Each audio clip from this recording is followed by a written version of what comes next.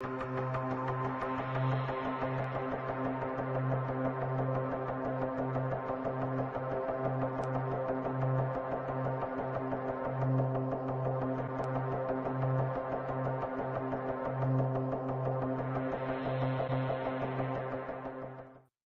back to the Hurdle on a beautiful Tuesday, June night. It's June 4th. I'm joined, as always, by my main man, Matty Kiwoom. I am Cody Carpentier. You can find us every Tuesday and Wednesday night at 7 p.m. Eastern Time on the Executives of Fantasy Football YouTube channel, as well as the Player Profile YouTube channel on Tuesday nights. Matty, how the hell are we doing? Doing great, my friend. How was the move, though? I gotta ask you, how was the move? The move was very smooth. It was oddly smooth. It was one of those things where you're in the first part of it and you go, man, something's about to go wrong. Something's about to wrong, and nothing ever went wrong. That was the big thing. It was super nice, packed for 3-4 weeks up to it. The morning of, picked up that U-Haul, and I think I had that thing full in about an hour and a half. So that was fire, and it was a 20-foot U-Haul. It wasn't no shrimpy 10-footer. And then we made the drive down this last weekend, got moved in and got settled, and we're Charlestonians, probably Charlestonians. We're here. We're here in Charleston, and this is, I tell you what, I've never lived somewhere where you can get to so many things in like sub 10 minutes. Like Costco, Lowe's, Home Depot, Walmart, the airport, 12 minutes. Like everything is just, and we're in like a residential neighborhood. It's super nice. So weather's hot, humid, but I'm looking forward to no real winter. No real winter. So you're gonna have to come visit me. You're gonna have to come visit me. Well, now you live in a hot spot. Matter of fact, you live in what was voted one of the best up-and-coming cities in the country. The Carolinas were tied, I guess, for some vote of the best states to live in 2024 and beyond. So yes, you are in a hot spot for vacations. I gotta come down. But there was one detail you did leave out, Cody. Let's be honest. Okay. The move went so smooth because you used a time machine to go back to 2014 and get Joe Alt when he was 12 years old into to help with the move, right? Tiger came and helped bully those boxes, I'm sure. Tiger came, and I wish I got the real Joe Alt, because I might have gotten a little more out of him. But Tiger just showed up and just whipped your ass in Madden and posted on Twitter. Pretty much. I came, and I haven't played him in Madden in like 6 months, and I turned it on, and I was like the Texans and he was the Niners, and I threw 8 picks with CJ Stroud, and I just kept ripping it, kept on ripping it. Was not a good showing. We also played a little PGA 2K21. We went to Top Golf. Tiger gets to do all the fun stuff. My mom came down with him, and she was the one that had to.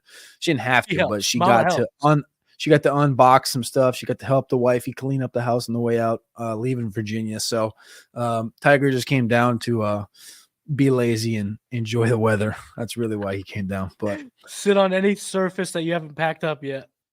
Pretty much. And then also hang out with the dog and make sure the dog doesn't like eat its own shit and stuff like that. So anyway, OTAs, baby. We're in the middle of OTAs. It's June. The last week of May, we had a lot more. We talked about it a couple weeks ago. We'll talk mostly rookies today. I wanted to cover some of these guys. And my thought basis was behind this is that, man, the OTAs are awesome. We see some guys holding out. Last week we talked about these receivers getting paid. We talked about the exact number that Justin Jefferson might get. He got it. 4 years, 140, $35 million per year. Now CeeDee Lamb is kind of on the brink, and we're going to see what CeeDee Lamb's number going to be. Is it going to be I don't know what you think, by the way, Matty, off of this one. We'll get into the players here in a minute, but with this Jefferson Lamb situation, and we also have Chase, do you think it's going to be like a $2,500 or a $250,000 bump? Or do you think it's going to be under? Like they're like these receivers aren't going to get the bump over Jefferson?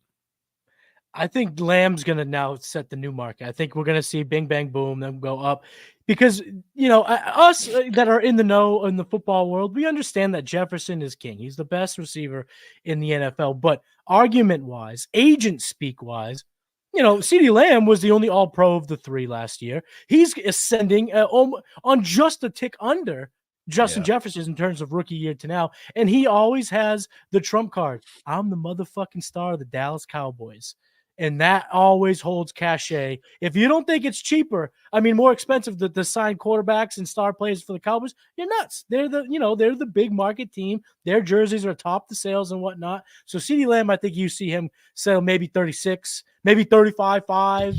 But I think he goes to the next one. I think, or maybe they finagle it and they give him an extra year. Whichever way they slice it and dice it, it'll be the new benchmark for stars and wide receivers. That'd be interesting. I'm gonna go with he gets.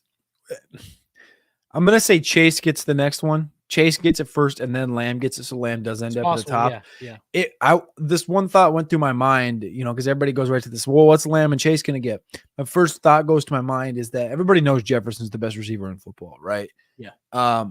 If you're Jefferson and you have this number, now follow me here. I don't know if this is legal or not, but would there be an inkling in you to say, if I'm Justin Jefferson, hey, I know these next two guys are going to get paid in the next month.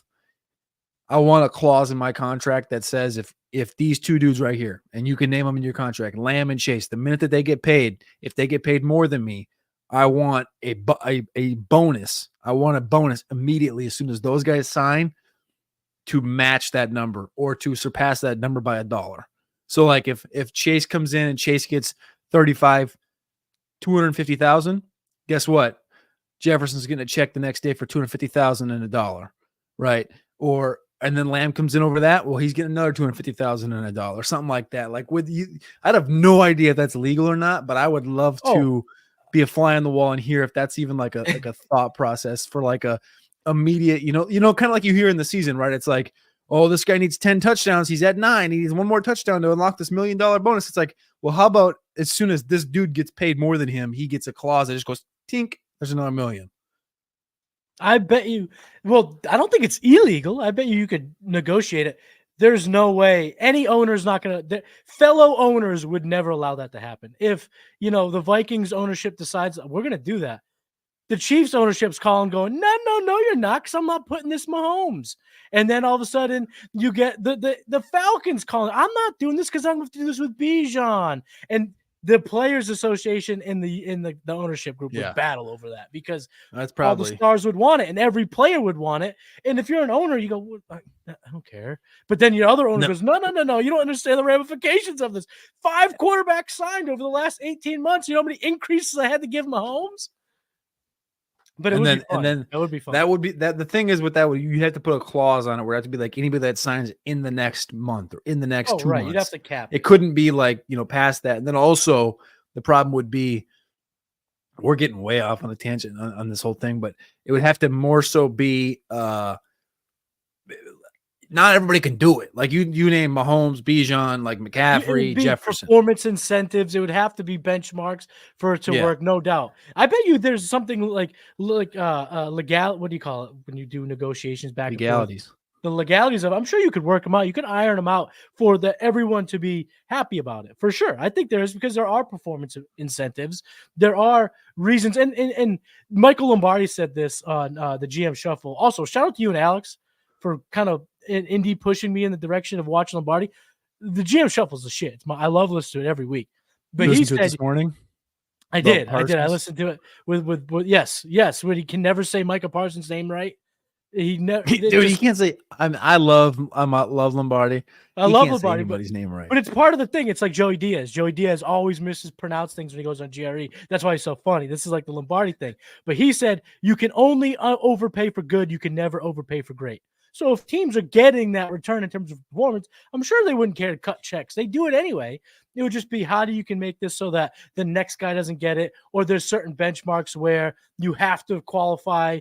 You can't do it unless you're considered the best by ways to get around it. But that would be kind of sick. And I bet you if you would see these contracts that we've seen them shrink, both quarterback and now receiver. It used to be 5-6 years. Mahomes go 8 to 10. It was long contracts. Now they're like, no, give me 4 years so that I can get back to the table sooner rather than later. You'd have to figure it out some way, but it'd be kind of fun to see something like that happen. And this would be the perfect case study because Chase, Jefferson, and Lamb are arguably the 3 best. You could throw Tyreek Hill in there if you want to throw in the 8, someone a little bit older, but those would be the guys, and they're all jockeying for position now. So if there were a time to do it, it would be now. Also, want to bring up a note that he did bring up during that pod was that this only helps Micah Parsons because Jefferson. So Nick Bosa had a 5-year, $170 million contract signed, and Jefferson blew through that to 4 years, 140. So it's 35 mil per year. Bosa got 34 mil per year. Mhm. Now, what does that leave for Parsons if he waits? Like does the Lamb Parsons thing, where these two guys are going to get it combined? Just about right now, a guarantee that both of these guys are going to get more than 35 mil per year, 70 mil per year for these two cats in Dallas. And I'm sure Dallas is going to sign them both because they're both, sub 26. Then you have the quarterback situation. So this team feels like it's 100% not bringing Dak back. They need to be in the quarterback I pool think next you've year. been early on this. You were early on this. Yeah. But I think this is going to become the drumbeat heading into the season. You can't do. I mean, and I also think you could use this logic to the Miami Dolphins. I think now more than ever, I think that Tua is not a lock to be signed. They're going to have what 80 million tied up in 3 players. It gets crazy. Can I say something without? I know the people in the chat are like, man, I thought we were talking about rookies today at the OTAs. We're going to talk about a couple of them here in a minute. This is what happens. Maybe. Cody and I don't sit down together for like 5 days. We got a lot to talk about.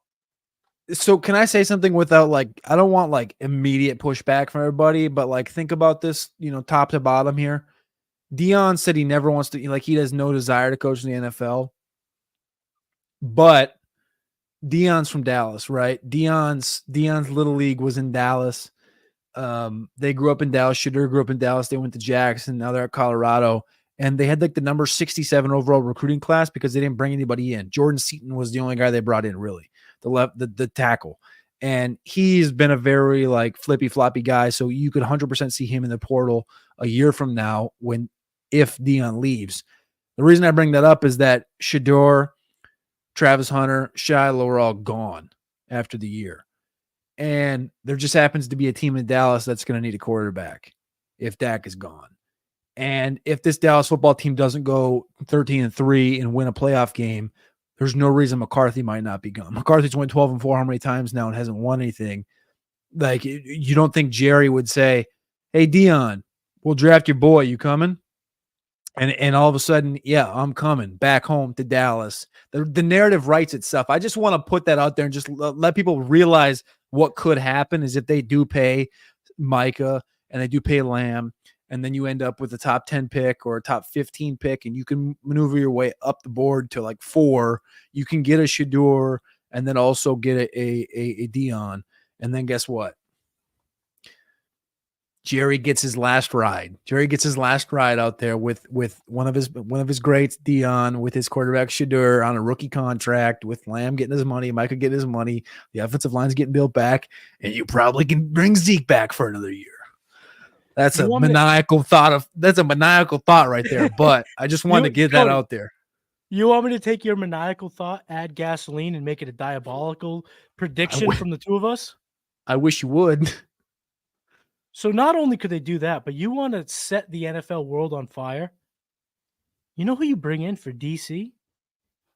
Bill Belichick. Oh, boy. Bill Belichick, we've heard time and time again, there is no market for Belichick. What about Saban? Dion loves Saban. You bring back Saban at OC. There's only one team that has the cachet to ever even make this 1% possible. This is too dumb. It's the Dallas Cowboys. Listen, you can talk insane when you talk these franchises. The Yankees can make dumb things happen. The Lakers can make impossible happen. The Cowboys are one of those teams. They can make fiction become nonfiction. Now, would I put this at 80%? No, it'd be like 3%. But if you want to end all the disappointments from top to bottom of this franchise, you completely rewrite it in a way that people will be, what? And then, yeah, did that sound impossible 6 months ago? Yeah. But Nick Saban's not doing anything right now. Bill Belichick's not doing anything right now. And you talk about the jump from Colorado to Dallas for Sanders. You can't tell me. There's no way in hell, that Saban and Bill Belichick don't respect the shit out of what Dion has done as a player and now as a team builder, coach, whatever. The puzzle pieces can come together in this most insane thing. And I think we just put together the most diabolically maniacal take in the history of football. people in the comments are just, I can already tell them they're gonna be like, this is off season. These guys can't be taken serious. These guys are idiots. I can read the comments the without most even non-serious conversation ever. As much as I can foreshadow what's going to happen in the NFL with this Cowboys a year from now, I'm telling you exactly what's going to happen in the comments. But we appreciate and love each and every one of you that do tap in.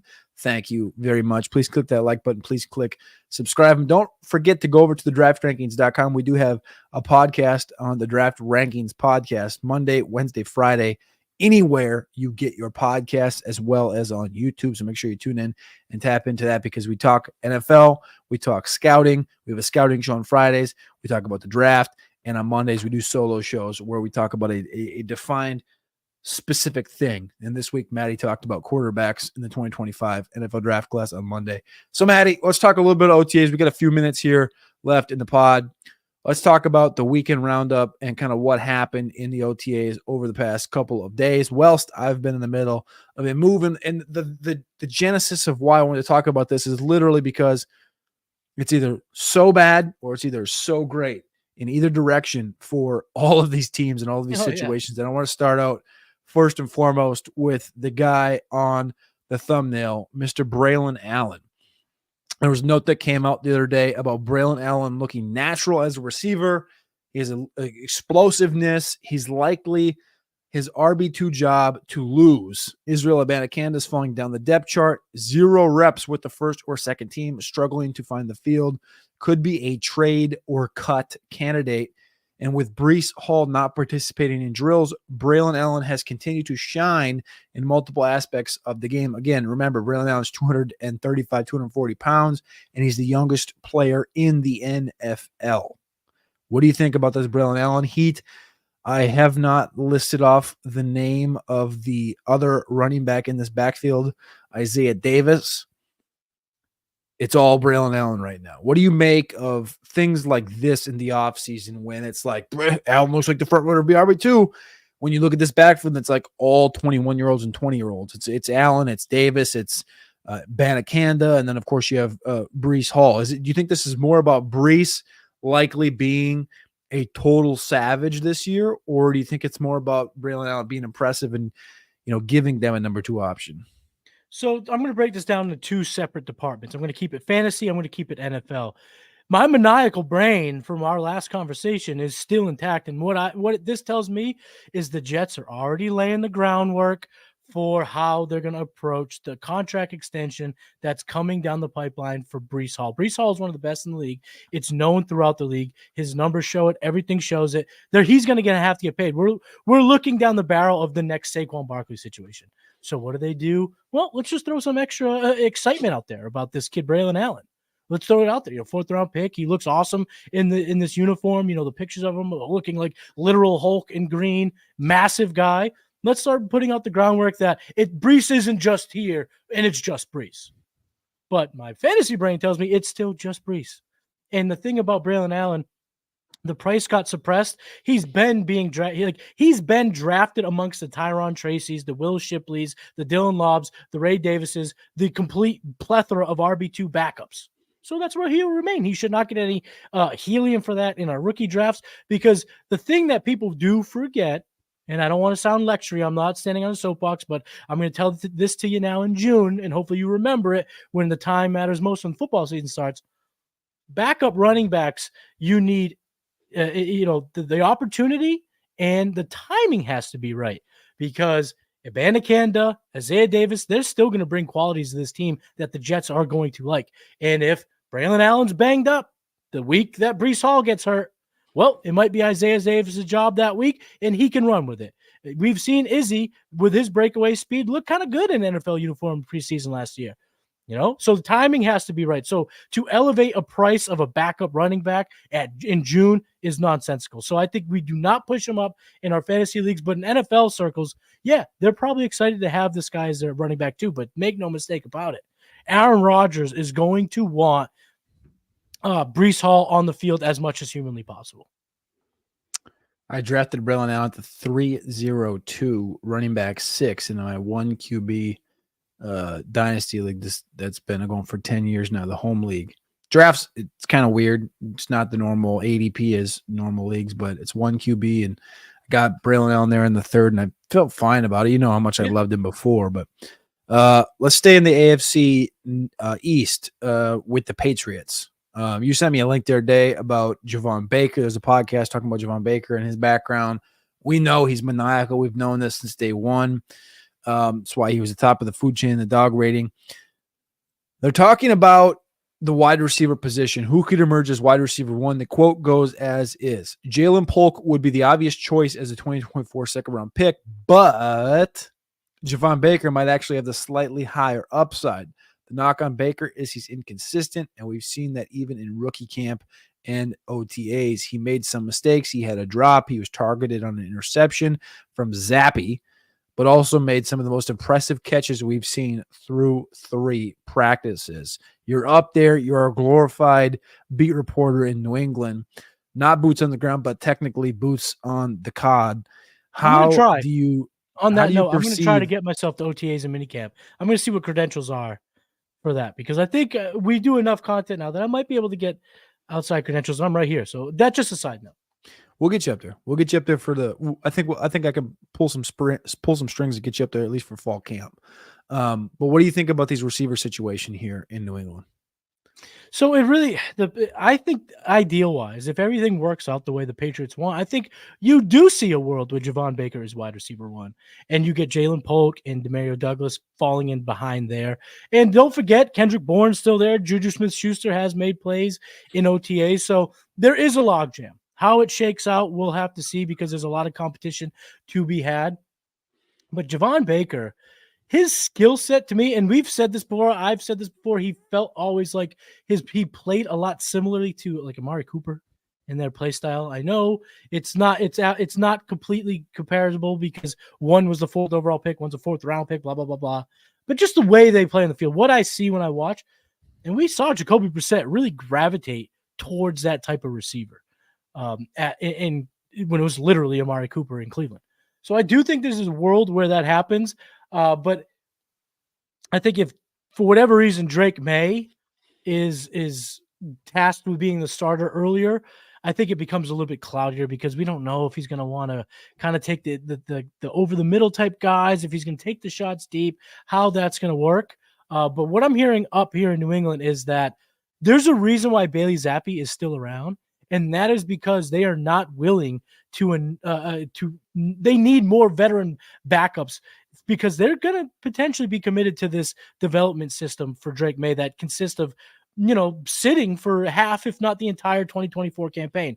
So to do that effectively, they can't have Joe Milton be the third quarterback, because if Jacoby Brissett gets hurt in quarter 2 of week 1, they're not going to put Joe Milton in. They'd put Drake May in, which would throw out the entire plan that they have here in New England. So the theory behind the current quarterback situation is, if Brissett is the guy, they're going to let Brissett be the guy for most, if not all, the year. If he gets hurt, you have Bailey Zappi to take the licks while you can still develop Drake May. And that's going to tie into how these receivers play out. But you asked what is there a world where Javon Baker's wide receiver one? Yeah, there's absolutely a world where Javon Baker is number 1 receiver here for the New England Patriots in 2024.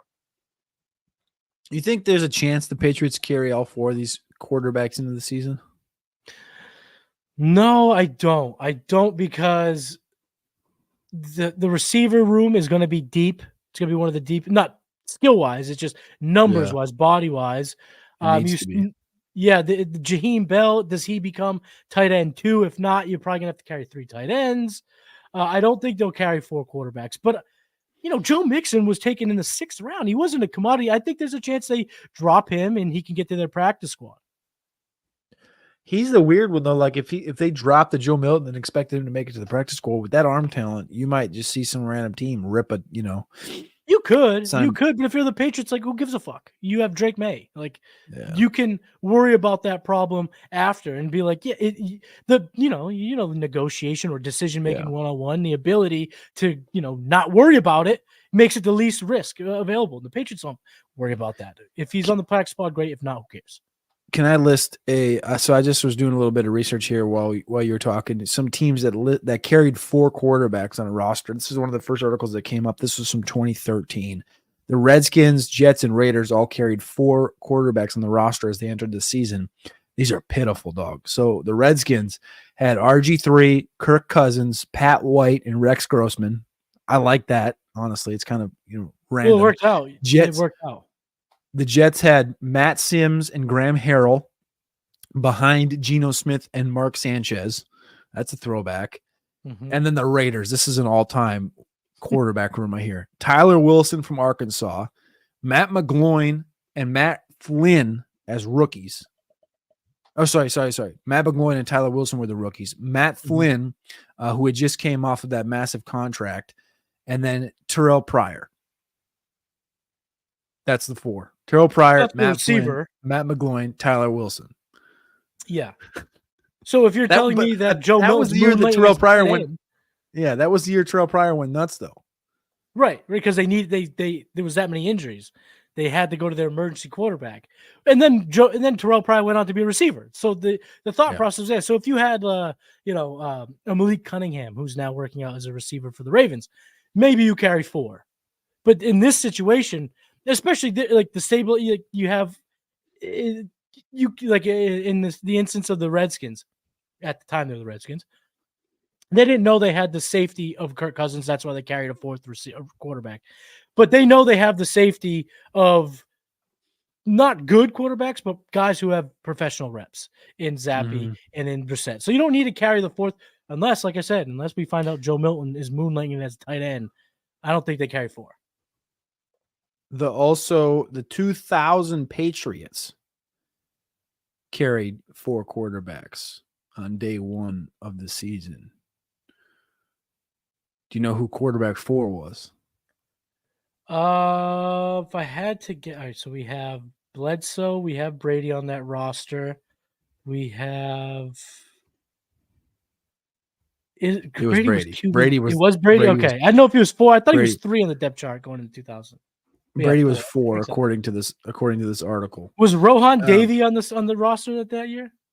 Was that after? The other one listed here is Michael Bishop and John Frices, something like that. John Frice, Tom Brady, Drew Bledsoe, Michael Bishop. Those are the 4 quarterbacks week 1. So again, there you go. All right, one more note here, and then we'll get out. Joe Mixon talking about rookie running back Jawar Jordan from Louisville. This was a weird one. Mixon says he's been picking up the playbook probably a little bit better than I have, to be honest. That was the quote from Joe Mixon. What? Joe Mixon says that a rookie, late round pick, Jawar Jordan, is picking up the playbook better than he, and he had been on the roster for a month longer. Mixon is presumed to be the running back 1 on the Houston Texans this year. Damian Pierce is there, and Jawar Jordan is a 5'11", 190-pound running back, runs a 4.56 and had a 1,000-yard season this year at Louisville while playing with Isaac Garendo. He's picking up the playbook better than Mixon. To say a little bit more of Jordan, and our expectations should be higher for him to be a pass-catching back, or more about Mixon not being able to pick up a fucking playbook?